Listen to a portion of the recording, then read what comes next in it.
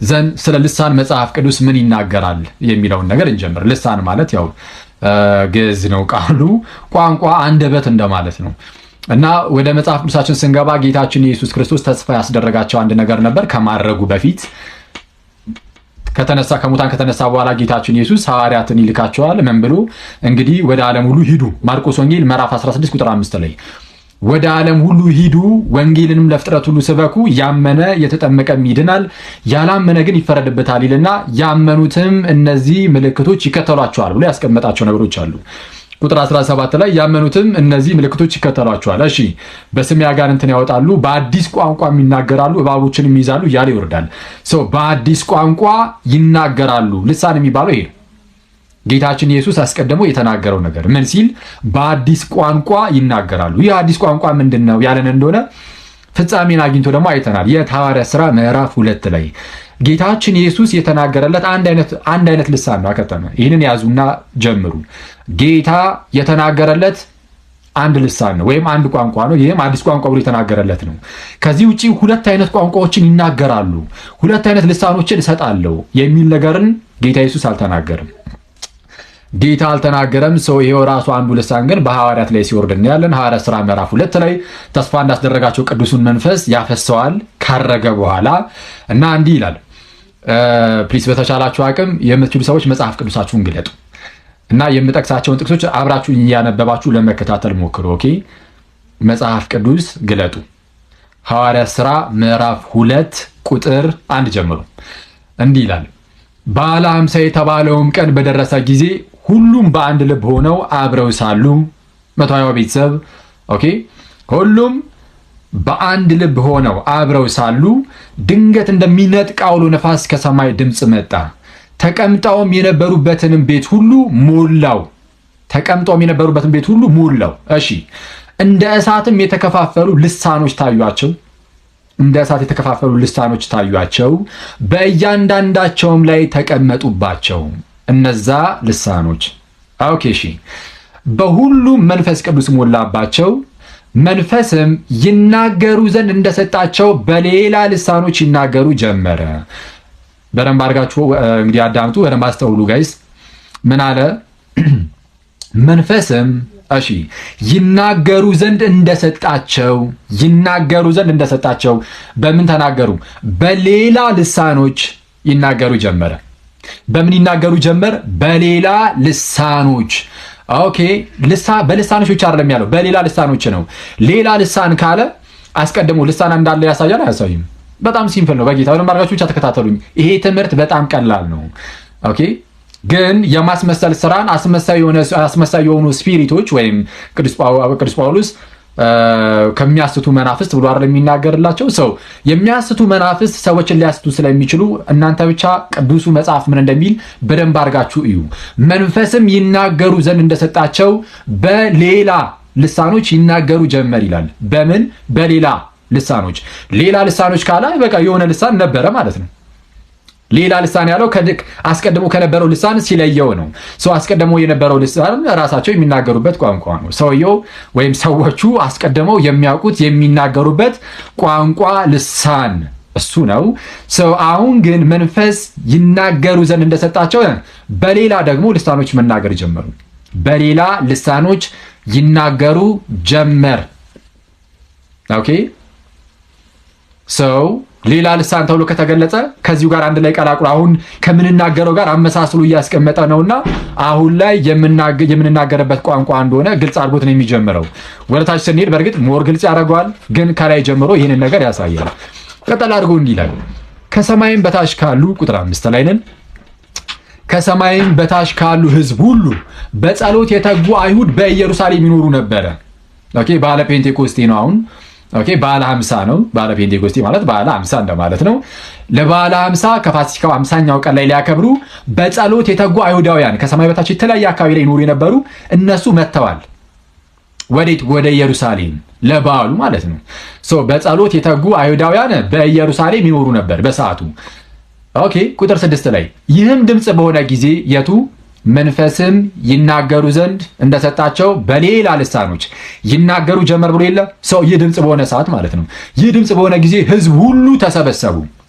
እነዚህ ከተለያየ አካባቢ የመጡ አይሁዳውያን፣ በጸሎት የተጉ አይሁዳውያን እነርሱ ተሰበሰቡ። ህዝብ ሁሉ ተሰበሰቡ። እያንዳንዱም ለጋይስ እያንዳንዱም በገዛ ቋንቋው ሲናገሩ ይሰማ ስለነበር የሚሉትን አጡ። ኦኬ እያንዳንዱም ህዝቡ ይሄ እንግዲህ ድምጽ በሆነ ጊዜ ህዝብ ሁሉ ተሰበሰበ አለ። እሺ እያንዳንዱም ይሄ የተሰበሰበው ህዝብ ማለት ነው። እያንዳንዱም በገዛ ቋንቋው በምን አይነት ቋንቋ? በራሱ በቃ በገዛ ቋንቋው ሲናገሩ ይሰማ ስለነበር የሚሉትን አጡ። ከተለያየ አካባቢ ነው የመጡት፣ ግን ሲነገር የሚሰሙት እንዳለ የራሳቸውን ቋንቋ ነው፣ የራሳቸውን ልሳን ነው። አረ መንጉር ነው። ይሄ በጣም ያስደንቋቸዋል። እና የሚሉትን አጡ ነው ራሱ የሚለው የሚሉትን አጡ። ቀጣይ ቁጥር 7 ላይ ነን። ተገርመውም ባይዜ ምንም ቨርስ አንዘል እያንዳንዱ ነው የምናየው። አንደኛ ቆሮንቶስ ምዕራፍ 14 ላይ ያለውንም ምንም ጥቅስ ሳንዘል ሁሉንም እናየዋለን። ብቻ እናንተ በረምታ ለመከታተል ሞክሩ። ቁጥር 7 ተገርመውም ተደንቀውም እንዲህ አሉ። እሺ ምን አሉ? እነሆ እነዚህ የሚናገሩት ሁሉ የገሊላ ሰዎች አይደሉም? ምን እነዚህ የሚናገሩት ሁሉ የገሊላ ሰዎች አይደሉም ወይ? ለምንድን ነው ነገር ያነሱት? ከታች ያብራራል፣ ግን ሳያብራራው በፊት ራሱ እንደዚሁ ትገነዘቡታላችሁ። ይሄ የገሊላ ሰዎች ናቸው። ቋንቋቸው ከአካባቢያቸው አንጻር ሊሆን የሚችለው ከተለያየ አካባቢ መተን እንዴት ነው በራሳችን ቋንቋ የሚናገሩት ነው። እነዚህ የሚናገሩን የገሊላ ሰዎች አይደሉም ወይ? እሺ ቁጥር 8 እኛም እያንዳንዳችን የተወለድንበትን የገዛ ቋንቋችንን ኧረ እንዴት እንሰማለን? እነዚህ ሰዎች የገሊላ ሰዎች አይደሉም ወይ? ታዲያ እንዴት ነው እኛ እያንዳንዳችን የተወለድንበትን የገዛ ቋንቋችንን እንዴት ነው የምንሰማው? እንዴት እንሰማለን? እና ይሄ በጣም ያስደንቃል። የሚገርም የእግዚአብሔር ስራ ነው። በጣም የሚያስደንቅ ነው። ሐዋርያት ተነስተው ሰበኩ። ከተለያየ አካባቢ የመጣ ሰው ሁሉ የሚሰማው ቋንቋ ምን አይነት ቋንቋ ነው? የገዛ የተወለደበትን ቋንቋ። ቀጥል ያደረጉና እንዲህ ይላሉ። እንግዲህ ከተለያየ አካባቢ ስለመጡ የመጡበትን አካባቢ ግልጽ ያደርጋሉ። ምን ብለው? ቁጥር 9 የፓርቴና የሚድ የኢላማጢም ሰዎች በሁለት ወንዝም መካከል በይሁዳም በቀጰዶቅያም በጳንጦስም በእስያም በፍርግያም በጵንፍልያም በግብፅም በቀሪናም በኩል ባሉት በሊቢያ ወረዳዎች የምንኖር በሮሜም የምንቀመጥ አይሁድም ወደ ይሁዲነትም የገባን የቀርጤስና የአረብ ሰዎች፣ ይሄ ሁሉ ህዝብ ነው እንግዲህ የአረብ ሰዎች የእግዚአብሔርን ታላቅ ስራ በልሳኖቻችን በልሳኖቻችን ሲናገሩ እንሰማቸዋለን። በልሳኖቻችን ሲናገሩ እንሰማቸዋለን። ከተለያየ አካባቢ መተናል፣ ግን ከተለያየ አካባቢ መተን በገዛ ልሳናችን በልሳኖቻችን ሲናገሩ እንሰማለን። ሰው ልሳን በነዚህ በሐዋርያት ላይ ወርዶ ነበር። ወርዶ ነበር። ያ ልሳን እንግዲህ የሰዎች ልሳን ነው አይደለም፣ የሰዎች ልሳን ነው። ለዛ ነው ምን ብለው የተናገሩት እነዚህ ሰዎች የእግዚአብሔርን ታላቅ ስራ በልሳኖቻችን ሲናገሩ እንሰማቸዋለን። የሚናገሩት የራሳቸውን ልሳን ነው፣ የሰሚዎቹን ልሳን። ሰው ልሳን ሲባል ይሄው የሰዎች ልሳን ነው። ከዚህ ውጪ ሌላ አይነት ልሳን ወርዶላችሁ ከሆነ ሐዋርያት ላይ ከወረደ ስፒሪት ሌላ ስፒሪት ስለሆነ ሰው ራሱን ሊመረምር ይገባል። ከዚህ የተለየ ሌላ ልሳን የሚወርድለት ሰው ይኖራል? በፍጹም ሊኖር አይችልም። ተመሳይ መንፈስ ነው የሚወርደው። ሐዋርያት ሥራ እዚሁ ምዕራፍ 10 ላይ የቆርኔሌዎስን ቤተሰብ ታስታውሳላችሁ። ቆርኔሌዎስ የመጀመሪያው አሕዛብ ነው ወደ ክርስትና የመጣ እና እግዚአብሔር አምላክ አሕዛብንም እንደሚቀበል ሲያረጋግጠላቸው መንፈስ ቅዱስን አፈሰሰ አስቀድሞ በቆርኔሌዎስ ላይ። ልክ ጴጥሮስ ቃሉን መናገር ሲጀምር እግዚአብሔር ደግሞ መንፈሱን በመላክ ይመሰክራል። አሕዛብንም እቀበላለሁ ብሎ ማለት ነው። አሕዛብ ከዛ በፊት ወደ ክርስትና ስላልመጡ። ለማንኛውም ሐዋርያት ሥራ ምዕራፍ 10 ቁጥር 45 ላይ እንዲህ ይላል ከጴጥሮስም ጋር የመጡት ሁሉ ከተገረዙት ወገን የሆኑ ምዕመናን፣ ከአይሁድ ወደ ክርስትና የመጡ ማለት ነው። ከተገረዙት ወገን የሆኑ ምዕመናን በአሕዛብ ላይ ደግሞ የመንፈስ ቅዱስ ስጦታ ስለፈሰሰ ተገረሙ። በአሕዛብ ላይ በነ ቆርኔሌዎስ ላይ መንፈስ ቅዱስ ስለፈሰሰ ተገረሙ። ያው የመሰላቸው ለአይሁዳውያን ብቻ የመጣ ነበር የመሰላቸው። ጌታ ለአይሁዳውያን ብቻ የመጣ መስሏቸው ነበርና። ለማንኛውም ቀጠል አደረገና ምን አለ? በልሳኖችም ሲናገሩ እግዚአብሔርንም ሲያከብሩ ሰምተዋቸዋልና። በምን ሲናገሩ? በልሳኖች መንፈስ ቅዱስ ፈሰሰ በእነሱ ላይ፣ በልሳኖች ተናገሩ። ይህ ከሐዋርያት ይለያል? በፍጹም ሊለይ አይችልም፣ አይለይም። ስለዚህ ሲቀጥል አድርጎ ጴጥሮስ ምን ይላል? በዚያን ጊዜ ጴጥሮስ መልሶ እንዲህ አለ፣ እነዚህ እንደ እኛ እንደማን? እንደ እኛ ደግሞ መንፈስ ቅዱስን የተቀበሉ እንዳይጠመቁ ውሃን ይከለክላቸው ዘንድ የሚችል ኧረ ማን ነው? እነዚህ እንደ እኛ መንፈስ ቅዱስን የተቀበሉ ልክ ሐዋርያቱ እንደተቀበሉት ነው የተቀበሉት። ሐዋርያቱ ሲቀበሉ በልሳን ተናግረዋል፣ እነዚህም ሲቀበሉ በልሳን ተናግረዋል። ኦኬ። ሌላ አይነት ልሳን ቢሆን ኖሮ እንደ እኛ ብሎ መናገርም አይችልም ነበር። ይህ ደግሞ እንደምን ያለ ነው ብሎ እንደውም ሊገረም ይችል ነበር። ኦኬ። ይልቁንም ግን እንደነርሱ ስለወረደባቸው እንደ እኛ መንፈስ ቅዱስን የተቀበሉ እነዚህ ደግሞ እንዳይጠመቁ ውሃን ይከለክላቸው ዘንድ የሚችል ኧረ ማን ነው ብሎ ይናገራል። ስለዛስ ምን እያልኳችሁ ነው? ሐዋርያት ሥራ ምዕራፍ 2 ላይ ያየነው ያ ልሳን የሰዎች ልሳን ነው።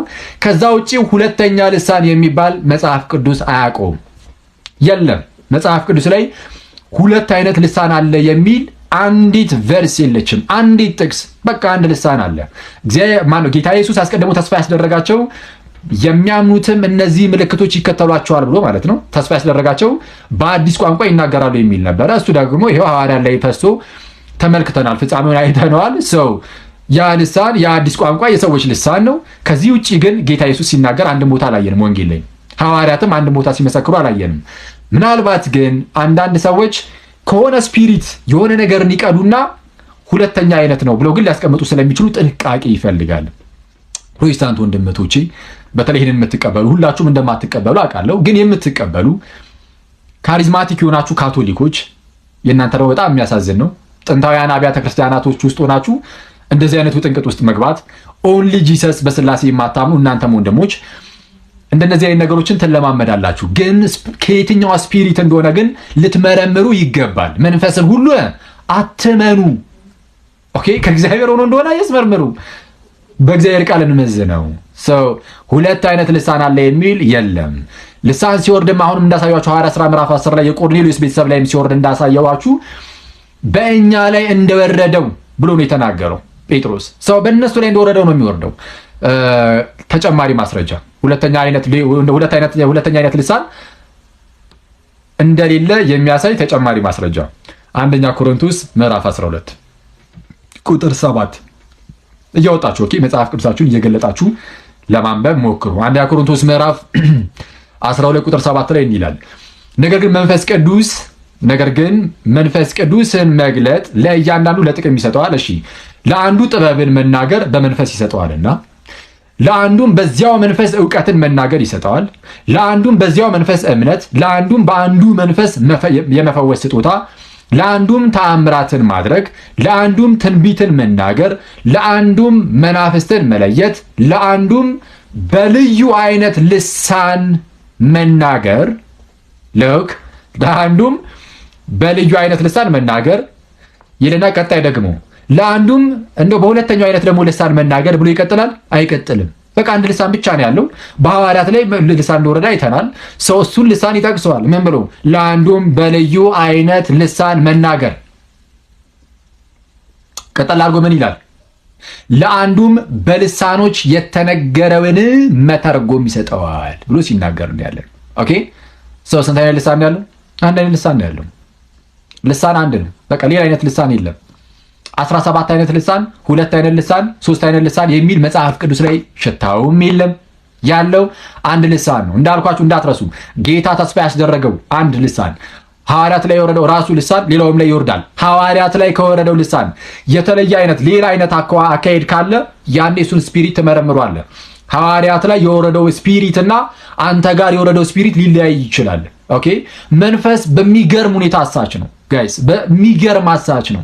ስለዛ ልምምድ ውስጥ ልትሆኑ ትችላላችሁ። ይህንን የምትሰሙ ፕሮቴስታንት ወንድሞቼ ኦንሊ ጂሰሶችን ጨምሮ በስላሴ የማታምኑ ሁላችሁም ጋር ይህ ነገር አለ።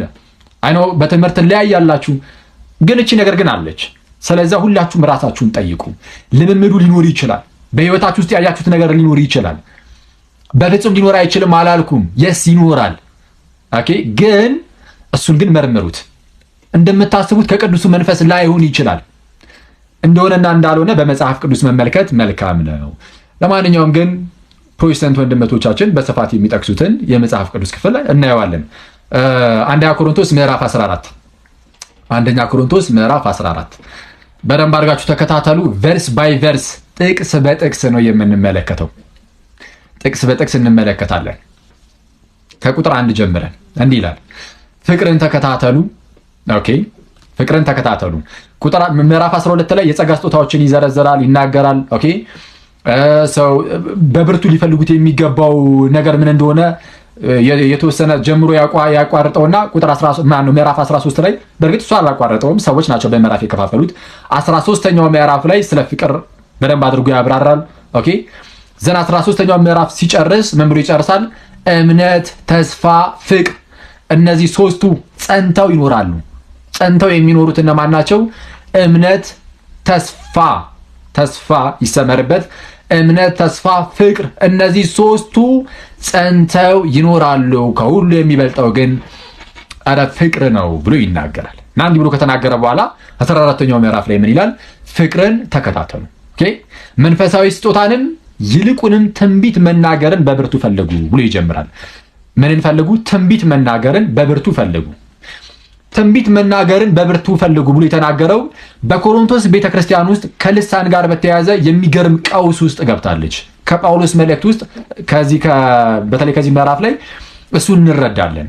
ኦኬ ጳውሎስ 14 መልእክታትን ሲጽፍ ምናልባት ዕብራውያንን የምትቀበሉ ከሆነ የጳውሎስ መልእክት ነው ብላችሁ 14 መልእክት ሲጽፍ ስለ ልሳን የጻፈው በዚህ በአንደኛ ኮሮንቶስ ላይ ብቻ ነው። ልሳን የሚለውን ቃል አንስቶ የተናገረለት ኦኬ አንደኛ ኮሮንቶስ ላይ ብቻ።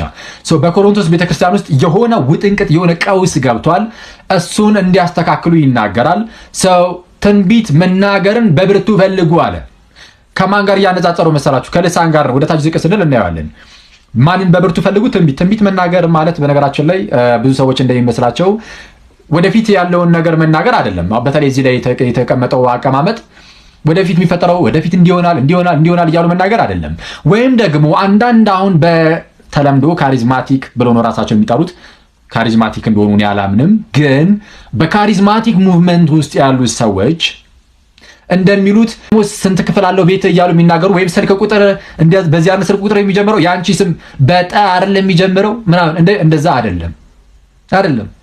ትንቢት መናገር ሲል ትምህርት መስጠት ነው። ይህንን ለማወቅ የታየርስን ግሪክ ሌክሲከንን ሂዳችሁ ተመልከቱ። አንደኛ ኮሮንቶስ ምዕራፍ 14 በኤግዛክት ቨርስ አሁን እያየን ያለ ነው። እሱን ይጠቅስና ኦርቶዶክስ አይደለም ታየርስ በነገራችን ላይ ኦኬ የሱን የግሪክ ሌክሲከኑን ሄዳችሁ ተመልከቱ። ማስተማር እንደሆነ ያስቀምጣል። ኦኬ ነብይ ሲባል ነብይ ነሰሰርሊ የወደፊቱን የሚናገር ብቻ አይደለም። ከእግዚአብሔር የሆነ ነገርን ሰምቶ የሚያስተምር የሚገስጽ ጭምር ነብይ ተብሎ ሊጠራ ይችላል። ኦኬ ሐሰተኛ ነቢያቶች ገብተዋል ሲል ግዴታ ወደፊት ያለውን የሚያስተምሩ ብቻ አይደለም፣ ሐሰተኛ ነገሮችን የሚያስተምሩ እንደማለት ጭምር ነው። ሐሰተኛ መምህራን፣ ሐሰተኛ አስተማሪዎች። ለማንኛውም መንፈሳዊ ስጦታንም ይልቁንም ትንቢት መናገርን በብርቱ ፈልጉ። ከእግዚአብሔር የሆነውን ሬቨሌሽን መገለጥ ማስተማር ማለት ነው። ትንቢት መናገር ሲል ከእግዚአብሔር የሆነውን ነገር ይሰሙና እሱን ያስተምራሉ። ኦኬ እግዚአብሔር የገለጠላቸውን እሱን ደግሞ ያስተምራሉ። እሱ ነው። ለማንኛውም እንዳልኳችሁ ትንቢት መናገርን በብርቱ ፈልጉ ብሎ ንጽጽራዊ በሆነ መልኩ ያስቀመጠው ከልሳን አንጻር ነው። ለምን የሚለውን ያብራራዋል። ቁጥር 2 በልሳን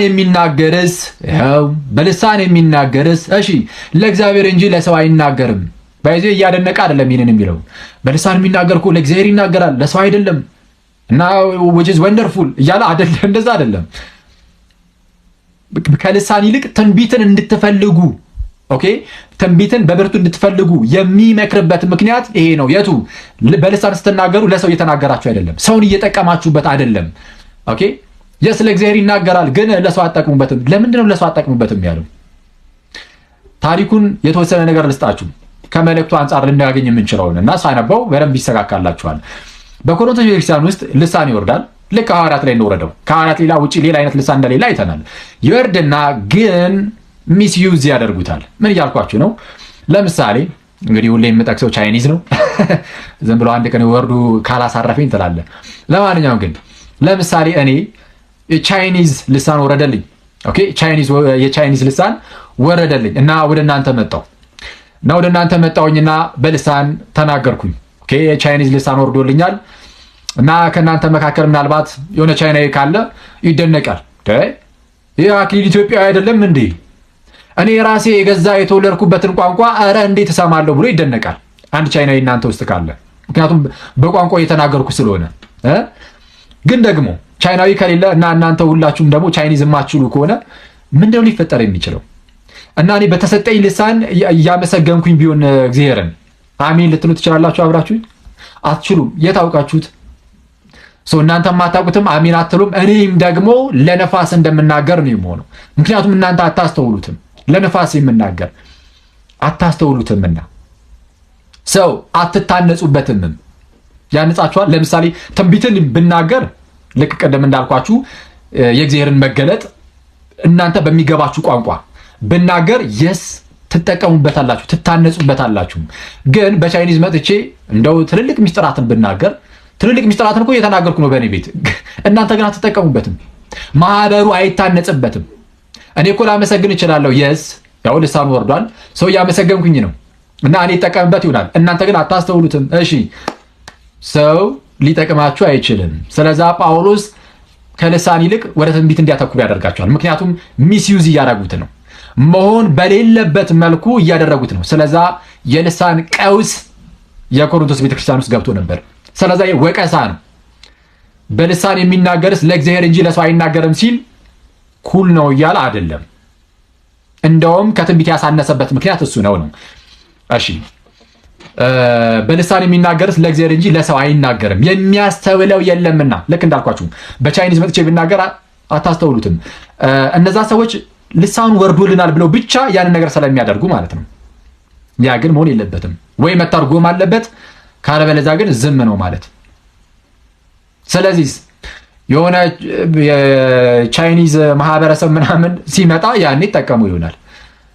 ኦኬ። ወይ ደግሞ ብቻዬን ከፈለኩኝ እንግዲህ እዛው ብቻ እኔ እንደምትጠቀመው ከሆነ ሂድና ተጠቀም፣ አለበለዚያ ግን አታውክ ነው። ኦኬ። ለጥቅም የመጣውን ነገር ጭራሽ ማወኪያ አታደርገው፣ አትረብሽ ነው። በነገራችን ላይ ሰው ምንድነው የሚያስተውለው የለምና በመንፈስ ግን ሚስጥርን ይናገራል። የስ በመንፈስ ሚኒንግ መንፈስ እያለ የሚናገረው ልሳኑን ነው፣ የወረደው ስጦታውን ነው። ኦኬ። በዛ በልሳነ ምስጢርን ይናገራል። እሺ ትንቢትን የሚናገር ግን ብሎ ነው የሚጀምረው ራሱ። ትንቢትን የሚናገር ግን ንጽጽር ነው። ትንቢትና ልሳንን እያነጻጸረ ነው። ትንቢትን የሚናገር ግን ለማነጽና ለመምከር ለማጽናናትም ለሰው ይናገራል። ትንቢቱ ለምንድን ነው አለ? ለማነጽ፣ ኦኬ፣ ለመምከር፣ እሺ፣ ለማጽናናት ለሰው ይናገራል። ስለዚህ ትንቢት ይሻላል ነው። ቁጥር 4 በልሳን የሚናገር ራሱን ያንጻል። በልሳን የሚናገር ራሱን ብቻ ነው የሚያንጸው፣ የሚያስተውለው ስለሌለ። ትንቢትን የሚናገር ግን ማህበሩን ያንጻል። በነገራችን ላይ የልሳን በሐዋርያት ላይ ከወረደው ሐዋርያት ሥራ ምዕራፍ 2 ላይ ካያችሁት ልሳን ምንም የሚለይ እንዳልሆነ በደንብ እያሳየ ይመጣል እና በደንብ አድርጋችሁ ለመከታተል ሞክሩ። ኦኬ። በልሳን የሚናገር ራሱን ያንጻል። ትንቢትን የሚናገር ግን ማህበሩን ያንጻል። ምክንያቱም ስለሚያስተምር ተግሳጽ ነው፣ ምክር ነው፣ ትምህርት ነው ትንቢቱ። ስለዛ ሁሉም ሰው ይነካበታል፣ ወይም ደግሞ የሆነ የራሱን ነገር ጉድለቱንም ምኑንም ያይበታል። የሆነ ጊዜ ላይ ወደፊት እንደዚህ ይፈጠራል ምናምን አይነት ጉዳይ አይደለም። ስምሽ በጨ በጸ ፈደጨ ምናምን ነው የሚጀምረው፣ እንደዛ አይደለም። ቤታችሁ 6 ክፍል አለው፣ ከጎንሽ ያለችው ጎረቤትሽ አበበች ነው ስሙ አይደለም። ትንቢት ሲባል እንደዛ አይደለም። ጳውሎስ እያለ ያለው የመገሰጽ፣ የመምከር፣ የማስተማር ጉዳይ ነው። እንደ እግዚአብሔር ቃል ይሆነ። ኦኬ። የእግዚአብሔርን ሬቨሌሽን መገለጡን መስጠት ነው፣ እንዳትረሱ እሱን። ኦኬ። ቁጥር 5 ላይ ሁላችሁ በልሳኖች ልትናገሩ እወድ ነበር። ሁላችሁ በልሳኖች ልትናገሩ እወድ ነበር፣ ትንቢትን ልትናገሩ ግን ከዚህ ይልቅ እወዳለሁ። ማህበሩ ይታነጽ ዘንድ ንግግሩን ባይተረጎም በልሳኖች ከሚናገር ትንቢትን የሚናገር ይበልጣል። እንዳልኳቸው በቃ ንጽጽር ነው። በልሳን እየተናገሩ ለምሳሌ በቻይኒዝ አሁን መጥቼ ባቀላጥፍባችሁ ካልተተረጎመ አይጠቅማችሁም። ሰው በልሳኖች ከሚናገር ትንቢትን የሚናገር ይበልጣል። ምን ካልሆነ የማይተረጎም ከሆነ አትረዱትም፣ አይገባችሁም፣ አትታነጹበትም። ምክንያቱም ልታስተውሉት አትችሉምና ያንን ቋንቋ። ምናልባት ግን አንዴ በደንብ አድርጋችሁ ስሙ። ምናልባት ግን ቻይኒዝ የተማረ ሰው ቢኖርስ? የተማረ ሰው ካለ ገብቶ ሰምቶ መረዳት ይችላል። በልሳን የሚነገሩ ነገሮችን በትምህርት ማግኘት ይቻላል። እኔ በልሳን ስናገር እናንተ የተማራችሁ ከሆናችሁ ያንን ልታውቁት ትችላላችሁ። እሱን በኋላ አስታውሳችኋለሁ። ቃሉ ላይ ስንደርስ በደንብ አድርጋችሁ ተከታተሉ። ቁጥር 6 አሁን ግን ወንድሞች ሆይ ወደ እናንተ መጥቼ በልሳኖች ብናገር በመግለጥ ወይም በእውቀት ወይም በትንቢት ወይም በትምህርት ካልነገርኳችሁ ምን እጠቅማችኋለሁ? ኦኬ፣ ወደ እናንተ መጥቼ በልሳኖች ብናገር በመግለጥ ወይም በእውቀት ወይም በትንቢት ወይም በትምህርት ካልነገርኳችሁ ኧረ ምን ይጠቅማችኋል? ስለዛ ልሳኑ ራሱ ለሰዎች የሚናገሩበት ነው። መጥቼ በልሳኖች ብናገራችሁ ግን ደግሞ በመግለጥ ካልነገርኳችሁ ወይ በትንቢት ወይ ደግሞ በእውቀት እነዚህ ነገሮችን ካልነገርኳችሁ ምን ይጠቅማችኋል? በልሳን ብቻ መጥቼ ብናገር ነው። ኦኬ፣ ምን ይጠቅማችኋል? ስለዛ ልሳን የሚገባበት የራሱ የሆነ አግባብ አለው። በምን ሰዓት ላይ ነው የሚገባው? ሰዎች የሆነ ለምሳሌ አዲስ አማኞች ሲኖሩ ወይም ሊያምኑ የሚገባቸው ሰዎች ሲኖሩና ቋንቋ ግን የማይችሉ ከሆነ ወይም ደግሞ የእነሱን ቋንቋ እኛ አስቀድመን የማናውቀው ከሆነ መንፈስ ቅዱስ በዛ መልኩ ሊጠቀምብን ይችላል። ከዛ ውጭ ደግሞ እንደ ምልክትም ጭምር ነው። እዚሁ ላይ ተናግሮታል፣ እዚሁ ምዕራፍ ላይ ኦኬ። ልሳን ግን ለሚያምኑ ሳይሆን ለማያምኑ ምልክት ነው ይላል። ምልክት ነው፣ ምልክት ሆኖ ሊመጡበትም ይችላሉ። ኦኬ፣ ዋናው ነገር ምንድን ነው? ጌታ ሐዋርያትን ወደ ዓለም ሁሉ ልኳቸዋል። በቋንቋ ሁሉ ወንጌል መሰበክ አለበት። ስለዛ አብሮ ቋንቋን አስታጥቋቸዋል። እንዲሁ ብቻ ስበኩ አላለም ነው። በጣም የሚያስገርም ጌታ ነው። ባይዚ ወደ ዓለም ሁሉ ሂዱና ስበኩ ብቻ ሳይሆን ደግሞ አስታጠቃቸው። ኦኬ፣ ቋንቋን አስታጠቃቸው። ሰው ይሰብካሉ። ወንጌል ማስፋፊያ ነው። ቤተክርስቲያንን ማነጫ ነው። ኦኬ፣ እንቀጥላለን። ቁጥር 7 ነፍስ የሌለበት ነገር እንኳ ዋሽንትም ክራርም ቢሆን ልክ ነፍስ የሌለበት እንኳን እንደው ነፍስ የሌለው እንኳን ዋሽንትም ክራርም ቢሆን ድምፅ ሲሰጥ ሲመታ ማለት ነው። ዋሽንቱም ሲነፋ ክራሩም ሲመታ ድምፅ ሲሰጥ የድምፁን ልዩነት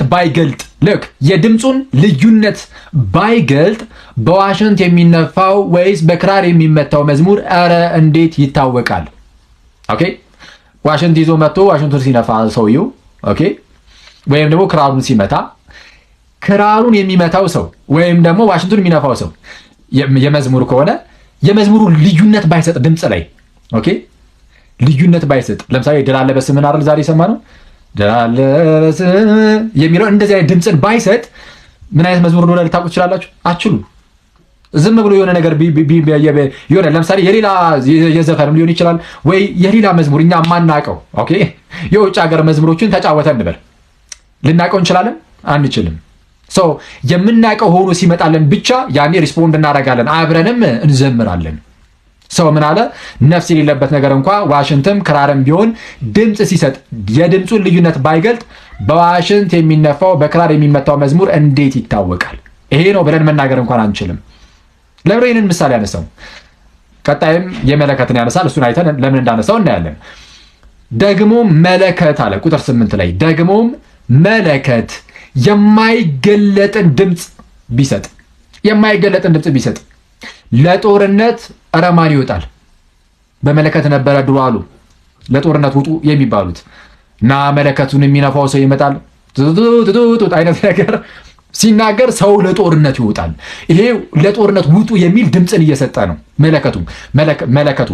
ሰው መለከቱ ግን የማይገለጥን ድምፅ ቢሰጥ ለጦርነት የሚወጣ ሰው ይኖራል? ኧረ አይኖርም ነው አይኖርም። ሰው ስለዛስ እንዲሁ እናንተ ደግሞ ቁጥር 9 ላይ እንዲሁ እናንተ ደግሞ የተገለጠውን ቃል በአንደበት ባትናገሩ ሰዎች የምትናገሩትን እንዴት አድርገው ያስተውሉታል? የምትናገሩትን ያ ሰው እኮ በመንፈስ እኮ ሚስጥርን እየተናገረ ነው። ኦኬ፣ ትልቅ እውቀትን እኮ እያፈሰም እኮ ይሆናል እየተናገረ ነው። ግን በአንደበት እነሱ በሚሰሙት ካልተናገራችሁ እንዴት አድርገው ያስተውሉታል አለና ለነፋስ የምትናገሩ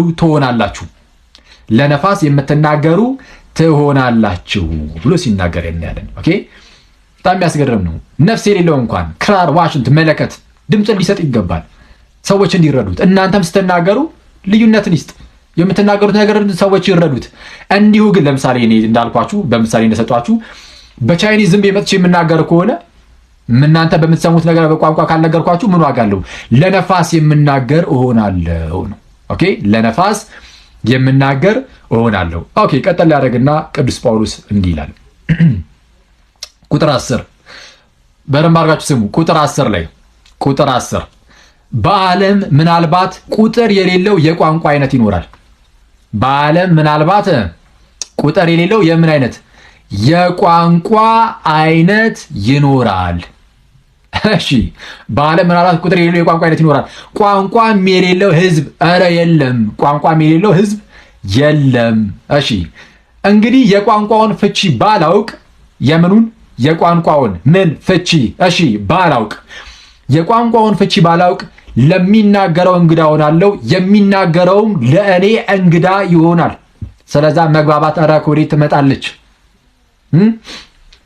ፍቺውን ባላቅ ብዙ ቋንቋ ነው የሚኖረው። ቋንቋውን ባላቅ የሚናገረውም እኔም አንዳችን ለአንዳችን እንግዳ እንሆናለን። ስለዚህም ቁጥር 12 ላይ እንዲሁ ደግሞ እናንተ መንፈሳዊ ስጦታን በብርቱ የምትፈልጉ ከሆናችሁ ቤተ ክርስቲያንን ለማነጽ እንዲበዛላችሁ ፈልጉ። ስለዚህ በልሳን የሚናገር እንዲተረጉም ይጸልይ። ስለዛ በልሳን ሲነገር አብሮ ደግሞ መተርጎም አለበት። ኦኬ፣ አብሮ መተርጎም አለበት። አለበለዚያ ግን ሰዎች አይረዱትም። ካልተረዱት ምን ዋጋ አለው? ምን ይጠቅማቸዋል? ሰው ምን ማለት አለበት? መተርጎም አለበት። ይህ አንደኛ ቆሮንቶስ ምዕራፍ 14 ላይ የተነገረው ልሳን የሚተረጎም ነው አይደለም? የሚተረጎም ነው። ይተርጎም ብሎ ራሱ ቅዱስ ጳውሎስ ሲናገር እናያለን። ቁጥር 2 ላይ ግን አንዴ ላስታውሳችሁ፣ በልሳን የሚናገር ለእግዚአብሔር እንጂ ለሰው አይናገርም ብሏል። ስለዚህ የማይተረጎም ነው ይላሉ አንዳንድ ሰዎች። በልሳን የሚናገር ለእግዚአብሔር እንጂ ለሰው አይናገርም። ስለዚህ ይሄኛው አይተረጎም ይላሉ። ስህተት።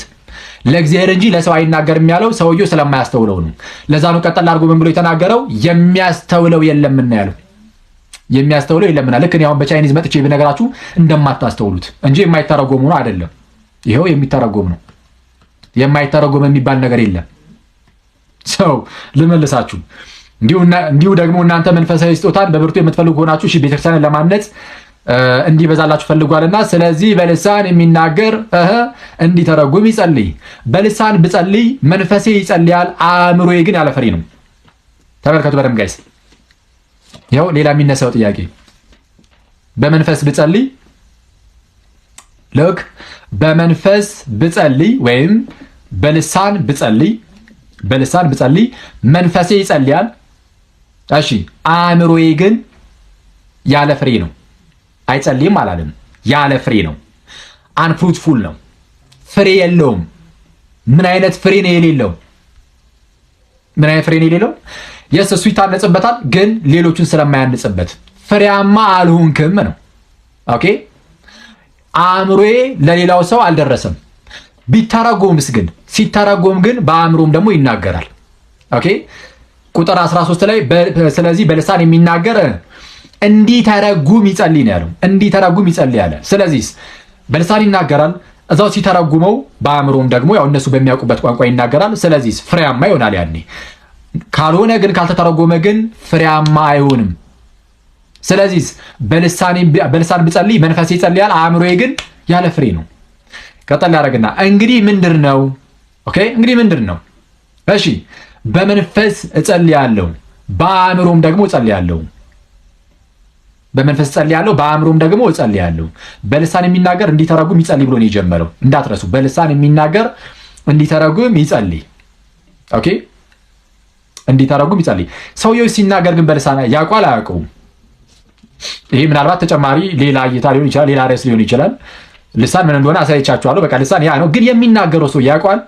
ኦፍኮርስ ያውቃል ብዬ አምናለሁ። ለምን ባያውቀው ኖሮ እነዛ ሰዎች ያልታነጹበት ማህበሩ ያልታነጸበት ምክንያት ስለማያስተውለው ነው። በደንብ አድርጋችሁ ያዙ ጋይስ።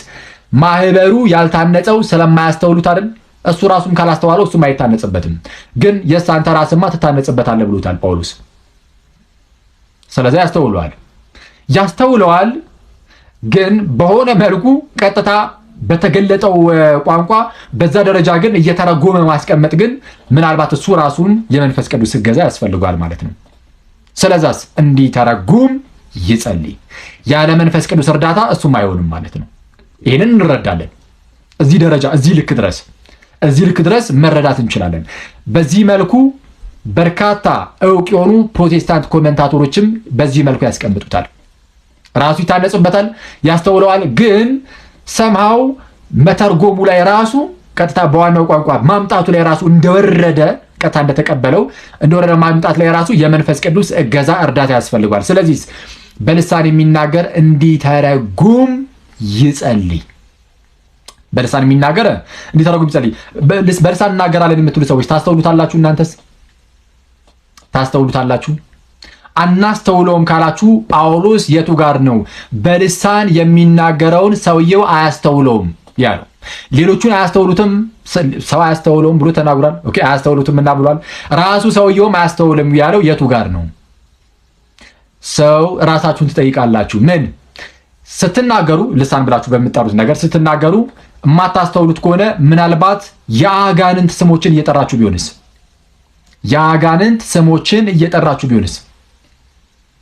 ኦኬ ማለት በሆነ ስፒሪት ፖሰስድ ሆናችሁ ሳታስቡት ሳታውቁት በሆነ ስፒሪት እናንተ መንፈስ ቅዱስ ብላችሁ ባሰባችሁት በዛ ስፒሪት ፖሰስድ ሆናችሁ ተይዛችሁ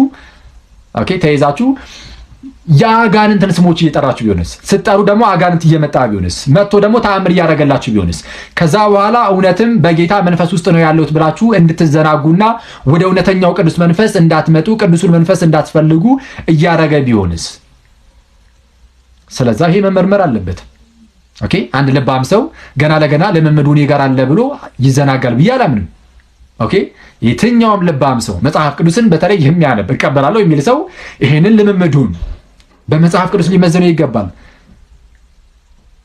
ኦኬ እሺ ሰው በልሳን የሚናገር እንዲተረጉም ይጸልይ። በልሳን ብጸልይ መንፈሴ ይጸልያል፣ አእምሮዬ ግን ያለ ፍሬ ነው አለ። አእምሮዬ ግን ያለ ፍሬ ነው። ከማን አንጻር? ከሚሰሙት ሰዎች አንጻር። ይተርጉም ተብሎ የተነገረው ለዛ ነው። ሰውየው ይለዋል እና አብሮ በአእምሮም ደግሞ ሲለው ተርጉሙ ሲያስቀምጠው ሰዎቹ ያኔ እነሱም ይቀበሉታል። ስለዚህ አብረውት ያመሰግናሉ። ስለዚህ አብረውት ይዘምራሉ። ያኔ ፍሬያማ ነው። ያኔ ምንድነው? ፍሬያማ ነው። እሱም በደንብ ያብራራል። ቀጣዩን ላምብላችሁ። እሺ እንግዲህ ምንድነው? በመንፈስ ጸልያለሁ፣ በአእምሮም ደግሞ ጸልያለሁ። በመንፈስ እዘምራለሁ፣ በአእምሮም ደግሞ እዘምራለሁ። እየተተረጎመ እንዲያማ ካልሆነ ልክ እንዲያማ ካልሆነ አሁን እንዳልኳችሁ ማለት ነው። ልክ እንደዚህማ ካልሆነ አንተ በመንፈስ ብትባርክ ባልተማሩት ስፍራ የተቀመጠው የምትለውን ካላወቀ እንዴት አድርጎ ለምስጋና አሜን ይላል? ያ ካልሆነ በልሳን እየጸለይክ እዛው ደግሞ እንዲተረጉም ይጸልይ ብሎ ስለተናገረ እየተረጎምክም ደግሞ ካልሰጣቸው ታዲያ አንተ ስትባርክ እንዴት ነው አሜን የሚልህ? እንዴት አሜን ይላል ብሎ ተናገረ። ኦኬ አንተ በመንፈስ ብትባርክ ባልተማሩት ስፍራ። ለምን ነው ባልተማሩት ያለው? መማር አለመማርን ምን አመጣው እዚህ ውስጥ? ግን በደንብ አድርጋችሁ ስሙ ጋይስ ፕሊዝ። ባልተማሩት ስፍራ የተቀመጠው የምትለውን ካላወቀ እንዴት አድርጎ ለምስጋና አሜን ይላል? ባልተማሩት ነው ያለው። ትምህርትን ምን አመጣው ከልሳን ጋር? ቻይኒዝ ስናገር ቻይንኛ ያልተማረ ሰው ካለ እናንተ ውስጥ እንዴት አሜን ይላል? አይልም ነው። ሰው በትምህርት ይገኛል አይገኝም? በልሳን የምንናገረው ነገር ከተናገርን ሐዋርያት በልሳን ሲናገሩ ያ ነገር በትምህርት ሊገኝ የሚችል አይነት ኖርማል የሰው ቋንቋን ነው። ሰው ምን አለ? ባልተማሩት ስፍራ የተቀመጠው የምትለውን ካላወቀ እንዴት አድርጎ ለምስጋና አሜን ይላል? አይልም ነው። ኦኬ አንተማ መልካም ታመሰግናለህ። ሰው ያመሰግናል አያመሰግንም? እኔ ለምሳሌ እኔ ቻይኒዝ ቢወርድልኝ አመሰግናለሁ አላመሰግንም? የስ አመሰግናለሁ። አንተን የተባልኩት እኔ እንዳንዳንድ ሰዎች አባባል ቢሆን ዝም ብሎ ብቻ የሆነ ወይ መንፈስ ቅዱስ ዝም ብሎ እንደዛ ያስብለኛል፣ እኔ የማውቀው ታሪክ የለም፣ እኔ አይደለሁም ሲጀመር ያንን ነገር የምናገረው በቃ የሆነ ነገር ብቻ ልክ የሆነ በቱቦ ውስጥ ውሃ ሲያልፍ ልክ እንደዛ አይነት ነገር ብቻ ዝም ብሎ ይሄዳል፣ እኔ ምንም የማስተውለው ነገር የለም ብሎ ነው የሚያስቡት። እንደዛ አይደለም። አንተ ራስህ ታመሰግናለህ። ልክ ከልብ ሲሆን የእግዚአብሔር መልሱ ወደ ልብ ይሆናል። ስለዛ ከእግዚአብሔር ጋር ግንኙነት ታደርጋለህ። አንተ ካልጸለይክ ሲጀመር የምትጸልየውንም ጭራሹን የማታውቀው ከሆነ ማለት ምንም ሳታውቅ እንትን የምትል ከሆነ እንዴ ከእግዚአብሔር ጋር እንዴት አወራው ትላለህ? ልትልም አትችልም። መች አወራህና ምኑን ታውቀዋለህ? አንተ አታውቀውም እኮ አንተ እኮ ሰው ነህ። ኦኬ ሰው ከሆንክ ይሄን ነገር ልትገነዘበው ልታስተውሉ ይገባል። የሆነ ነገር ስታደርግ፣ የሆነ ነገር ስትጸልይ፣ ከእግዚአብሔር ጋር እየተነጋገርክ እንደሆነ ልታስበው ይገባል። ትልቁ ጸሎት በመንፈስ መጸለይ ነው። ኦኬ፣ በመንፈስ መጸለይ ነው። ክርስቲያኖች ሁላችንም ደግሞ በመንፈስ እንድንጸልይ ታዘናል። በመንፈስ መጸለይ ግን በልሳን መናገር ማለት ነሰሰርሊ እንደዛ አይደለም። እዚህ ጋር በልሳን መጸለይ ብሎ ሲናገር በተሰጠው በዛ በልሳኑ ስለመጸለይ በዛ ቋንቋ ስለመጸለይ ጉዳይ ነው። ሁላችንም ግን በስፒሪት ሆነን ግን እንጸልያለን። ስለዚህ እስከ እግዚአብሔር ጋር እንገናኛለን እንጂ የሆነ እናንተ ፈዛችሁ ቁጭ ብላችሁ የሆነ ነገር ብቻ ከእናንተ አንደበት ውስጥ ይወጣል ማለት አይደለም። ይሄ ምናልባት የአጋንንት ስሞችን እየጠራችሁ ሊሆን ስለሚችል ልትጠነቀቁ ይገባል። ሰው ምን አለ? አንተማ መልካም ታመሰግናለህ፣ ሌላው ግን አይታነጽበትም። ሌላው አይታነጽበትም። ለምንም አይታነጽበት። ለምንም አይታነጽበት። ቋንቋውን ስለማያውቀው የሚናገረውን ነገር አያውቀውም። ልሳኑን አያውቀውም። ባልተማረ ስፍራ የተቀመጠ ሰው ነው ያለው። ሰው አልተማረም። ያልተማረ ሰው ነው እንዴት ሊያውቀው ይችላል? ስለዚህ ስለማያስተውለው አይታነጽበትም። አንተ ግን ትታነጽበታለህ። አንተማ መልካም ታመሰግናለህ። ባታስተውለው ኖሮ አንተም ከሱ ጋር አብረህ ተደምረህ ነበር። ኦኬ፣ ከሌላው ሰው የምትለየው አንተ ምናልባት በአንተ በኩል ስለተናገረ ነው። ያ ቃሉ በአንተ አንደበት በኩል ስለወጣ ነው እንጂ አንተ ራስህም የማታስተውለው ከሆነ ልክ እንደ ሌሎች ሰዎች አንተ አብረህም አትታነጽም ነበር። ለማንኛውም ግን ባልተማሩት ስፍራ የሚለውን እንዳትረሱ። በትምህርት የሚገኝ ነው which is የሰው ልሳን ነው፣ ሌላ ታሪክ የለውም። እሺ፣ ስለዛ አንደኛ ቆሮንቶስ ምዕራፍ 14 ላይ ያለው እንደዛ ነው። ቁጥር 18 ከሁላችሁ ይልቅ በልሳኖች እናገራለሁና እግዚአብሔርን አመሰግናለሁ ይላል ጳውሎስ። ብዙ የዓለም ክፍሎች ላይ እየሄደ ያስተማረ ይህ ሐዋርያ ከሁላችሁ ይልቅ በልሳኖች እናገራለሁ አለ። በበርካታ ልሳኖች ይናገራል ጳውሎስ። ያስፈልገዋል፣ ቋንቋዎች ያስፈልጉታል። ሰው በብዙ ልሳኖች እናገራለሁ ነው። ከሁላችሁ ይልቅ በልሳኖች እናገራለሁና እግዚአብሔርን አመሰግናለሁ። ነገር ግን እንዲህም ሆኖ ግን ኦኬ፣ ነገር ግን ሌሎችን ደግሞ አስተምር ዘንድ በማህበር እልፍ ቃላት በልሳን ከመናገር ይልቅ ሌሎችን አስተምር ዘንድ እልፍ ቃላት በልሳኖች ከመናገር ይልቅ 5 ቃላትን በአእምሮዬ ልናገር እወዳለሁ። በአእምሮዬ ሚኒንግ እነሱ በሚገባቸው መልኩ በአእምሮዬ ልናገር እወዳለሁ። ለምንድን ነው ይህን ነገር ያለው? ሰዎቹ እንዲታነጹበት። አእምሮ እንዲታነጽበት ነው። የራሱ አእምሮ እንዲታነጽ ነው አይደለም። አእምሮ ፍሬያማ እንዲሆን ያለ ፍሬ እንዳይሆን ሚኒንግ ሌላው ሰው እንዲታነጽ። እሺ ወንድሞች ሆይ አሁን ይገስጻል። የቆሮንቶስ ቤተክርስቲያን ሊገስጽ ነው። ወንድሞች ሆይ በአእምሮ ሕፃናት አትሁኑ። በቃ ጳውሎስ እንደዛ የሚለው በዚህ ቃል በቃል በአእምሮማ እንደው ሕፃናት አትሁኑ። ኦኬ፣ በአእምሮ ሕፃናት አትሁኑ። ለክፋት ነገር ሕፃናት ሁኑ እንጂ በአእምሮ የበሰሉ ሁኑ። ልክ የተገለጠ ነገር እያለ ገና ለገና የቻይኒዝ ነገር ወርዶልኛል ብዬ ያንን ነገር ስጠቀም በማህበር ላይ መጥቼ የሚገባው ሰው ሳይኖር እንዲሁ ስጠቀም ይሄ ምንድነው? ሕፃንነት ነው እንጂ በአእምሮ ሕፃናት አትሁኑ። ኦኬ፣ ለክፋት ነገር ሕፃናት ሁኑ። ሕፃናት ክፋት ነገርን አያውቁም። ሰው ለዛ ሕፃናት ሁኑ እንጂ በአእምሯችሁ ብሰሉ የበሰላችሁ ሁኑ። እሺ፣ ሌሎችን ልሳኖች በሚናገሩ ሰዎችና በሌላ አንደበት ለዚህ ሕዝብ እነግራቸዋለሁ። ልክ ሌሎችን ልሳኖች በሚናገሩ ሰዎችና በሌላ አንደበት ለዚህ ሕዝብ እነግራቸዋለሁ፣ እንዲህም ቢሆን አይሰሙኝም ይላል ጌታ ተብሎ በሕግ የተጻፈው ነውና። ኦኬ፣ በሕግ ተጽፏል። ይህ ነገር ተጽፏል በሕግ አለ። በትንቢት ኢሳይያስ ላይ ምን ብሎ ተናገረ? በሌሎች ልሳኖች በሚናገሩ ኦኬ፣ ሌላ ልሳኖችን በሚናገሩ ሰዎችና በሌላ አንደበት እናገራቸዋለሁ፣ እንዲያም ቢሆን አይሰሙኝም ብሎ በሕግ ተጽፏልና ብሎ ሲናገር ያለን። እንግዲያስ በልሳኖች መናገር ለማያምኑ ምልክት ነው እንጂ ለሚያምኑ አይደለም። ትንቢት ግን ለሚያምኑ እንጂ ለማያምኑ አይደለም ብሎ ሲናገር ያለን።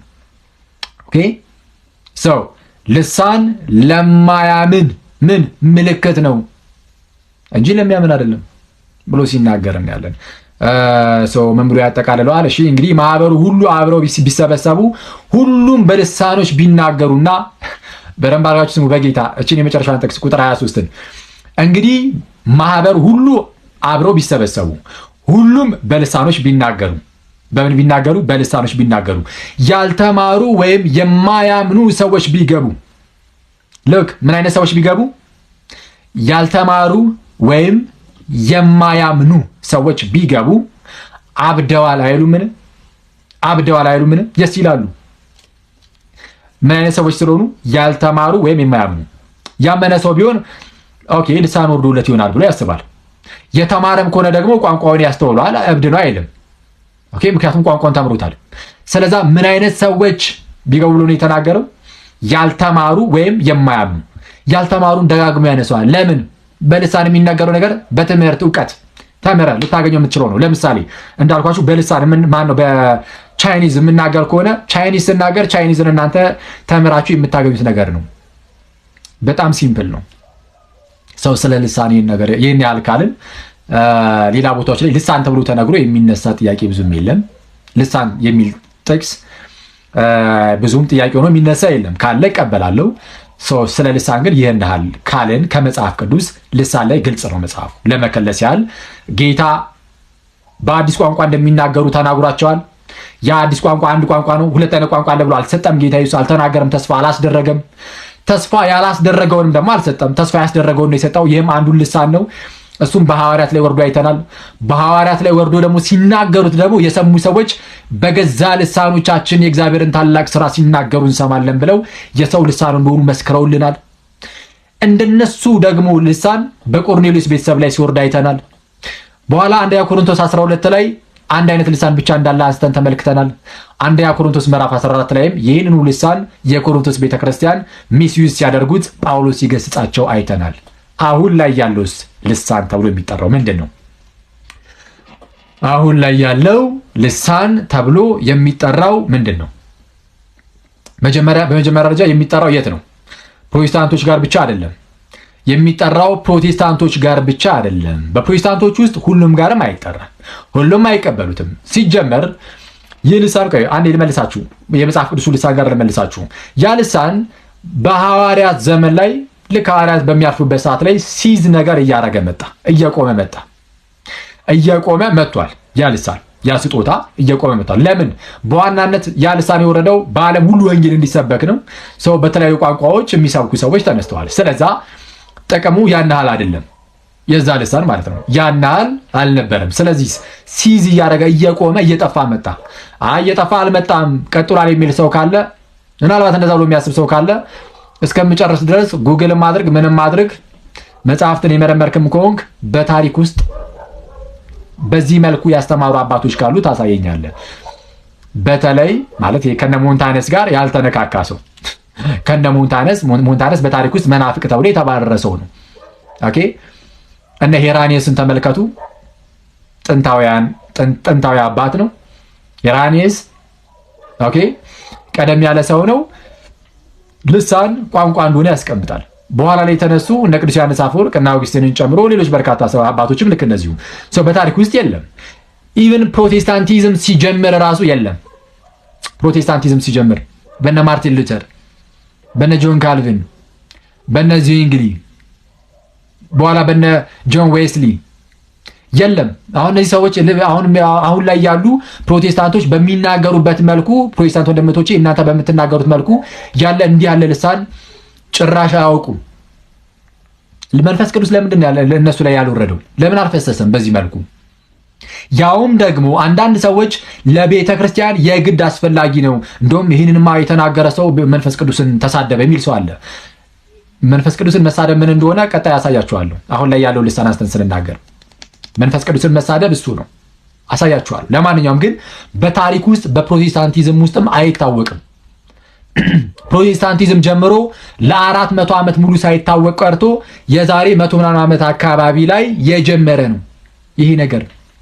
የሆነ አሜሪካን ሀገር አካባቢ አሜሪካ ውስጥ የሆነ ነገር እንደ በመንፈስ ቅዱስ መጠመቅ ተጀመረ ተብሎ የመንፈስ ቅዱስ ስራ ነው ተባለ። ኦኬ ሰይጣን ሁልጊዜ ቢሆን ካውንተርፊት ያዘጋጃል። ለእግዚአብሔር ጄኒውን ለሆነው እውነተኛ ለሆነው ተአምር ፌክ ካውንተርፊት ያስቀምጣል። ስለዚህ አመሳስሎ ይናገራል፣ አመሳስሎ ያስቀምጣል ሰዎችን ለማሳት እንዲያመቸው። ኦኬ ሰዎችን ለማሳት እንዲያመቸው።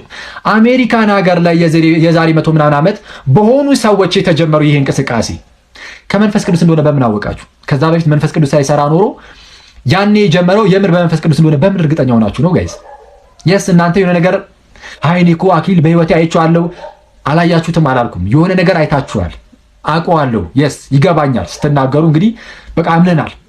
ኦኬ የሳው እንደዚህ አይነት ነገር ውስጥ ገብታችሁ ሊሆን ይችላል። ግን ያ ልምምዳችሁ ከአጋንንት እንዳልሆነ በምን አወቃችሁ?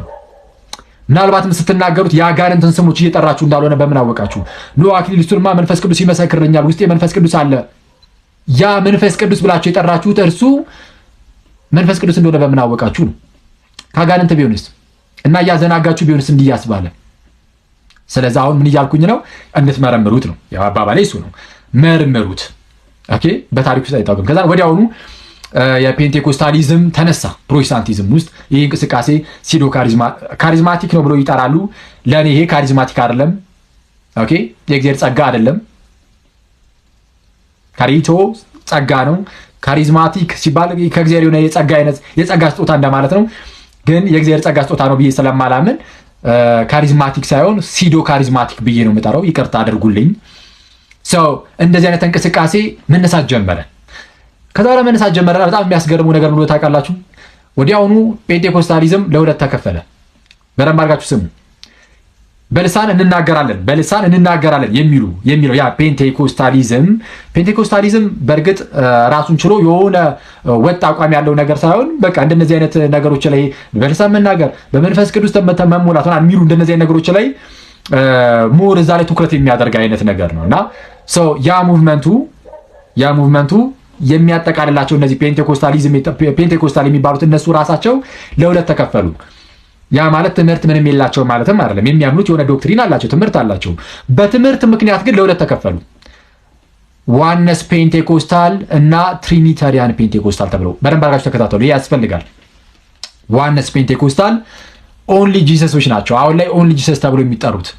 ትሪኒታሪያን ደግሞ እኛ ሀገር አሁን ብዙ የምናያቸው በስላሴ እናምናለን የሚሉን ፕሮቴስታንት ወንድምቶቻችን ጴንጤዎች ናቸው። ጴንጤ ለሁለት ተከፈለ፣ በስላሴ የሚያምንና በስላሴ የማያምን ተብሎ። በስላሴ የማያምነው ሌላ ብዙ እንግዳ የሆኑ ትምህርቶችም አሉት አብሮ ይዟቸው ይመጡ። ኦኬ። በእነዚህኛዎችም ሳይሆን ብዙ የስተት ትምህርቶች አሉ። ኦፍኮርስ በስላሴ እናምናለን ይበሉ እንጂ በርካታ የስተት ትምህርቶችን እናውቃለን። ያም ሆነ ግን አትሊስት ግን አሁን እንድትይዙልኝ የምፈልገው ምንድነው መንፈስ ቅዱስ ወርዶብናል ብለው በልሳን እንናገራለን ይሉና በስላሴ ትምህርት ተለያዩና ሁለቱም ግን በልሳን ይናገራሉ። አሁንም ሁለቱም በስላሴ እናምናለን የሚሉትም በልሳን ይናገራሉ። በስላሴ አናምንም ስላሴ ጣዖት ነው የሚሉትም ጌታ ይቅር ይበላቸው እነሱም በልሳን ይናገራሉ። ሁለቱም ጋር እንዴት ሰራ? ይሄ ስፒሪት አንዳቸውን እንዴት ሳይተው ስህተተኛውን እንዴት ሳይተው ሁለቱም ጋር የስፒሪት እቺ መንፈስ እንዴት ቀጠለ ይህ መንፈስ እና በጣም የሚያስገርመው እኮ እሱ ብቻ እኮ አይደለም። ይህ ነገር እንደዚህ ተከፋፈሉና መንፈሱ ጣጣ የለበትም፣ ብቻ ራስን ለሱ ተገዢ አድርግ እንጂ የትም ግባ ጣጣ የለበትም። እዛ በስላሴ እናምናለን የሚለውን ጴንጤውንም ይይዘዋል፣ በስላሴ አናምንም የሚለውንም ጴንጤ ወይም ኦንሊ ጂሰሶችንም እነሱንም ይይዛቸዋል፣ እነሱ ጋርም አለ። ከዛ ሲያስገርመን ደግሞ ካቶሊክ ጋር ገባ። ካቶሊክ ጋር which is sad የምር በጣም የሚያሳዝነው ደግሞ ይሄ ነው። ካቶሊክ ጋር ገባ እና ካቶሊክ ቤተክርስቲያን ውስጥ ገብቶ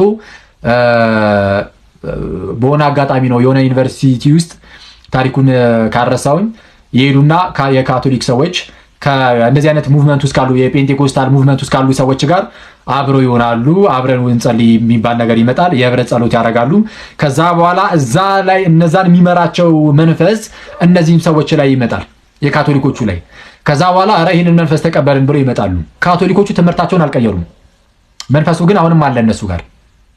እዛው ካቶሊክ ሆነው ግን ያንን መንፈስ ያንን ልምምድ ፕራክቲስ ያደርጉታል። ኦኬ ሰው ትምህርቱን ተመልከቱ። በጴንጤዎችና በካቶሊክ መካከል ያለው የትምህርት ልዩነት የትየለሌ ነው። ግን ያ መንፈስ ጣጣ አለበት እንዴ? ብቻ አንተ ራስን ለሱ አስገዛ እንጂ የትም ቦታ ገባ እየሄደ በቁጥጥሩ ስራ አድርጎ ያ በቃ ካንተ ጋር ይሆናል፣ አያሳስበውም። ጴንጤ ማነው ካቶሊክ ውስጥ ካሪዝማቲክ ካቶሊክ ተብለው የተቀመጡ አሉ። ከ200 ሚሊዮን በላይ ናቸው ነው የሚባለው። ቸርቿ ኦፊሻሊ አላወገዘችም ይሄን ነገር። ኦኬ ይሄ የቸርቿን ድክመት ያሳያል። በጣም ማዝ ነው። ለካቶሊክ ቤተክርስቲያን ትልቅ ክብር ነው ያለኝ፣ ስናገርም ታያላችሁ ብዙ ጊዜ። ኦኬ ለካቶሊክ ቤተክርስቲያን ትልቅ ክብር አለኝ። ግን በጣም ደካማነቷን በዚህ ራሱ ማየት እንችላለን። በታሪክ ውስጥ የማይታወቅ ስትሬንጅ የሆነ ነገር እንግዳ የሆነ ነገር ብቅ ሲል ምንም አትልም። ፍራቻ ይሁን ምናልባት ነው ተገንጥለው እንዳይወጡ ልክ በፊት ላይ 16ኛው ክፍለ ዘመን ላይ እንደተገነጠሉት እነዚህም ደግሞ ተገንጥለው እንዳይወጡ ብላ ፈርታ ይሁን ግን ትልቅ ድክመት ነው። አስባችሁታል? እኛ ክርስቲያን ቢመጣ እንደዚህ አይነት ነገር ለማንኛውም ግን ይህ መንፈስ የትም ቦታ ሁን ብቻ አንተ ራስን ለሱ የምትሰጠው ከሆነ ምንም ትምህርት አስተምር። ማርያም ታማልዳለች አልክ አታማልድም አልክ። ቅዱስ ቁርባን የጌታ እውነተኛ ስጋና ደም ነው አልክ አላልክ። መዳን በጥምቀት ነው አልክ አላልክ። ስራ ለድህነት ያስፈልጋል አልክ አላልክ። ያ መንፈስ ግን አለ ይሰራል። ሁሉም ጋር ካቶሊኩም ጋር ጴንጤውም ጋር በስላሴ አመንክ አላመንክ እዛም ይሰራል። እና አንዳንዶቹ ምን ይባባሉ እርስ በርስ ኖ የኦንሊ ጂሰሶቹ እኮ ልሳን ያጋንንት ነው ይላል። ማን ነው አንተ እንደዛ ባይ ያደረገ? እነሱም አንተን እንደዛ ይሉሃል። ፕሮቴስታንቱ እንደሚበረም አድርገህ ስማኝ። ሰይጣን እንደው ክፉ ነው ይላል አንዳንድ ሰው ልክ እንደው እግዚአብሔር መንፈሱን ልኮ ትልቅ መነቃቃትን ሲፈጥር ህዝቡን ወደ ራሱ ሲሰበስብ፣ እሺ በጎን ግን ኦንሊ ጂሰሶችን ሰይጣን ሐሰተኛ ልሳንን ሰጥቶ እሺ ማጭበርበር ጀመረ። ማን ያለው? በምን አወቅ? መንፈስ ቅዱስ ይመሰክርልኛል አክሊል የእነሱ ሐሰተኛ ነው ካልክ እነሱም ልክ እንደዛ ይላሉ።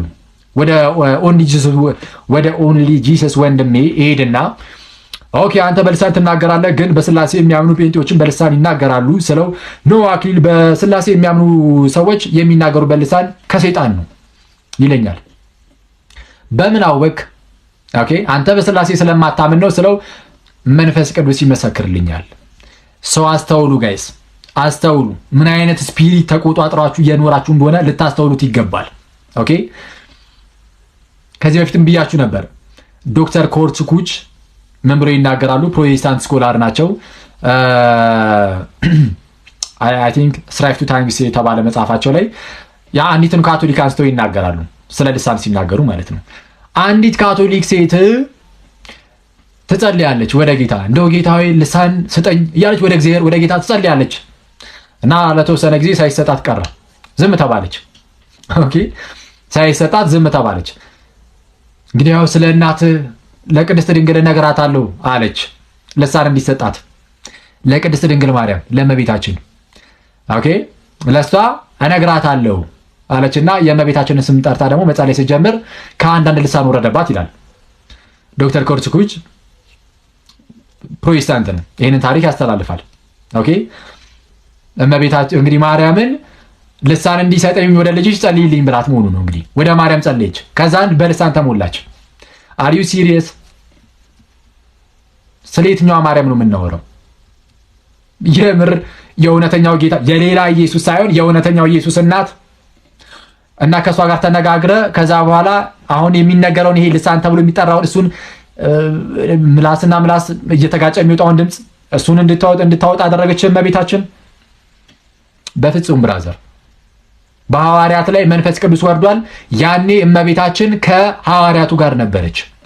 ያ ልሳን ሲወርድ ሐዋርያት ተናገሩ፣ የሰሙ ሰዎችም የእግዚአብሔርን ታላቅ ሥራ በልሳኖቻችን ሲናገሩ እንሰማለን ብለው መሰከሩ።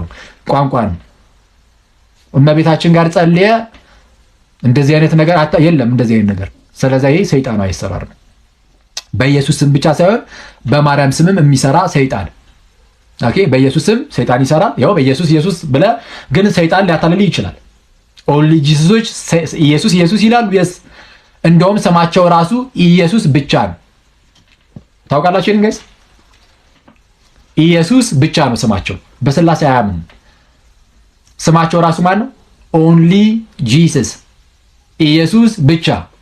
ኦኬ ኢየሱስ ስላሉ እንደው በቃ ኢየሱስ የሚለውን ስም ስለጠሩ ይሄን ቃሉን ስለተጠቀሙት ከሰይጣን አይደለም ማለት ነው? በፍጹም ከሰይጣን ነው። ያስታውቃል፣ ግልጽ ነው። አንተ ራስህም ደግሞ ፕሮቴስታንት ወንድሜ ኢየሱስ ስላልክ በቃ እንደው አይማ ከሰይጣን ሊሆን አይችልም ብለህ አትደምድም። ይልቁንም ራስህን መርምር። ራስህን የምትመረምርበት ጊዜ አሁን ነው። ከነገ ወዲያ ለመመርመር አታስብ ራሱ። ኦኬ በምን ሰዓት ከዚች ምድር እንደምትለይ አታውቀውም። በጌታ ፊት ስትገለጥ ልታፍር እንደምትችል አስብ። ምናልባት አሁን በአጋንንት ስርዓት ውስጥ ወድቀ ቢሆን ወይም ደግሞ ያ ማለት በአጋንንት መንፈስ እየተመራ ሆኖ ግን መንፈስ ቅዱስ መስሎ ኖሮ ነውረ በጌታ ፊት ስትገለጥ ይህ ሁሉ ነገር ውሸት እንደሆነ ያኔ ስታውቀው ምን ያህል እፍረት ውስጥ እንደምገባ አስበው። ስለዛ መርምር። መንፈስን ሁሉ አትመኑ ነው የተባለው። አትመን። ኦኬ፣ መርምር። ስለዛ መርምር። የእግዚአብሔርን ቃል አንስተን አሳይተናል። በተለይ ደግሞ ይሄ መንፈስ በየቤቱ እየገባ የሚሰራውን ነገር ደግሞ ማወቅ አለብን። ስላሴ የማያምኑት ጋር ይሰራል፣ ስላሴ የሚያምኑት ጋር ይሰራል። ካቶሊኩ ጋር ይሰራል። እንደዚሁ ደግሞ በፕሮቴስታንት ውስጥም የተለያዩ ዲኖሚኔሽኖች ውስጥ ይሰራል። ካልቪኒዝም ተከታዮች አብዛኞቹ አንቀበልም ይላሉ። ስቲል ግን ካልቪኒስት ሆነው ይህን የሲዶ ካሪዝማቲክ ሙቭመንት ውስጥ ያለ ሰው ግን አለ። እኔ ራሴ አጋጥሞኛል፣ እዚህ ኢትዮጵያ ውስጥ ማለት ነው። ካልቪኒስት ነው ልጁ። ከዚህ ቀደም አንዴ ተወያይቼዋለሁ። ካልቪኒስቲክ የሆነ አይዲያ ላይ አውርተን ነበር። አይ ቲንክ ፕሪዴስቲኔሽን ላይ ይመስለኛል። እዛ ላይ ተወያይተን ነበርና ያ ልጅ ምን አለኝ፣ ለምሳሌ ካልቪኒስት ነኝ ግን ካሪዝማቲክ ጭምርም ነኝ አለ። ኦኬ ሰው መንፈሱ ካሪዝማቲክ ብትሆንም መቶ ብቻ አንተ ራስ ለሱ ክፍት አድርገለትና ገባ እንጂ በቃ ይቆጣጠራል። መንፈስ ቅዱስ ነኝ እያለ ነው የሚመጣው። እርኩስ መንፈስ ነኝ ብሎ አይመጣም። ኦኬ ሰው መንፈስ ቅዱስ ሳይሆን ግን መንፈስ ቅዱስ ነኝ እያለ እያስመሰለ የሚመጣው ደግሞ እርሱ ኢየሱስ ሳይሆን ሌላ ኢየሱስ የሆነውን እርሱን ግን በኢየሱስ የሚመጣውን ለእርሱ የሚመሰክር ነው እንጂ ለእውነተኛው ጌታ ለቤተ ክርስቲያን ራስ ለኢየሱስ የሚመሰክር ስፒሪት አይደለም። ለዛ ነው ወደ ቤተ ክርስቲያን የማይጨምራቸው። ሰው መርምረው። ሉትራኖች መካነ ኢየሱስ አትቀበሉም አይደል? ልሳነ ኦኬ። ግን ብዙ ሜምበሮቻችሁ ይቀበላሉ። ብዙ የመካነ ኢየሱስ ሜምበሮች ሉትራኖች ምንድነው ካሪዝማቲክ የሆኑ ሉትራኖች አሉ። ሲዶ ካሪዝማቲክ የሆኑ ሉትራኖች ያሳዝናል። የእምነታቸው ጀማሪ ማርቲን ሉተር እንኳን አያውቁም። ከሱ በኋላ ለ400 ዓመት ሙሉ አይታወቅም። የዛሬ 100 ዓመት ለቤተ ክርስቲያን ግድ ነው እሱንማ ይላሉ አንዳንድ ሰዎች። ስለዛ ቤተክርስቲያን አልነበረችም ማለት ነው። ኦኬ ልሳን ከሌለ እንዴ ቤተክርስቲያን መንባል አትችልም ብለው እስኪናገሩ ድረስ ይናገራሉ አንዳንድ ሰዎች። እያንዳንዱ ሰው በልሳን ይናገር ሳይሆን ግን አንዲትን ቸርች የሚያስብላት ልሳን እስካለ ድረስ ብቻ ነው ይላሉ። ሰው ምን እያሉ ነው? በተዘዋዋሪ ከዛሬ 100 ዓመት በፊት ለ1900 ዓመት ሙሉ ቤተክርስቲያን የለችም። ጌታ ኢየሱስ ምን አለ? አንተ ጴጥሮስ ነህ፣ እሺ በዚህ አለት ላይ በዚህ ፔትራ ላይ ቤተ ክርስቲያኔን እሰራለሁ። ኦኬ የገሃነም ደጆች አይችሏትም አለ ጌታ ኢየሱስ።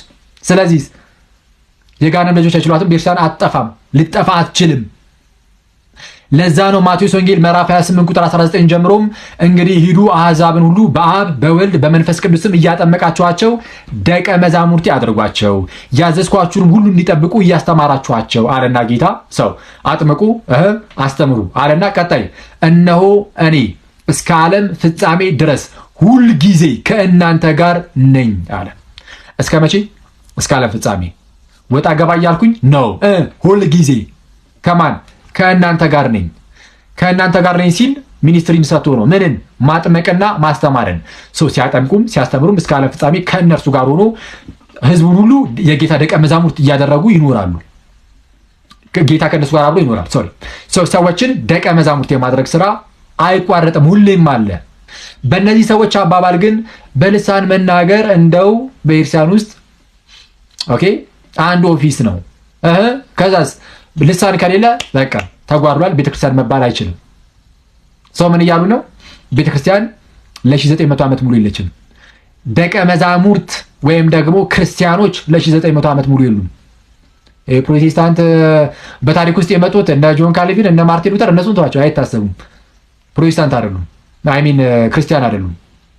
በእነሱ እይታ እንዲሁ ካለን ሰው ይህ ፍጹም ስህተት ነው። ሲጀመር እነሱ ጋር ያለው አሁን ልሳን ተብሎ የሚጠራው መጽሐፍ ቅዱስ ላይ ያለው ልሳን አይደለም። መጽሐፍ ቅዱስ ላይ ያለው ልሳን ቋንቋ ነው፣ የሰው ቋንቋ፣ የሰው ልሳን። በልሳኖቻችን የእግዚአብሔርን ታላቅ ስራ ተናገሩ እኮ ነው ያሉት። በልሳኖቻችን የሰው ልሳን ነው። አሁን የሚናገሩት ግን እነሱም አያውቁትም፣ ማንም አያውቀውም። ቋንቋም አይደለም የሰው ቋንቋ።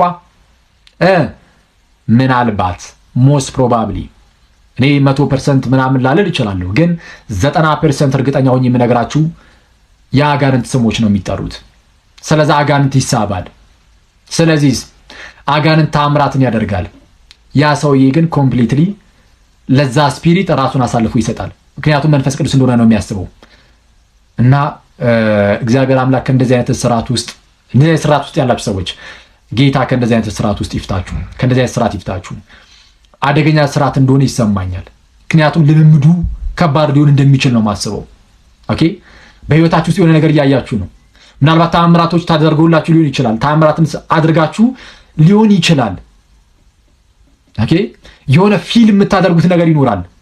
ይሄ ቀላል ላይሆን ይችላል። የስ እግዚአብሔር ግን ኃይል አለው። ጌታችን ኃይል አለው እና እግዚአብሔር በነገር ሁሉ ሁላችሁንም ይርዳችሁ። ልባችሁን ለእውነተኛው ጌታ ለጌታችን ኢየሱስ ክፍት አድርጉ።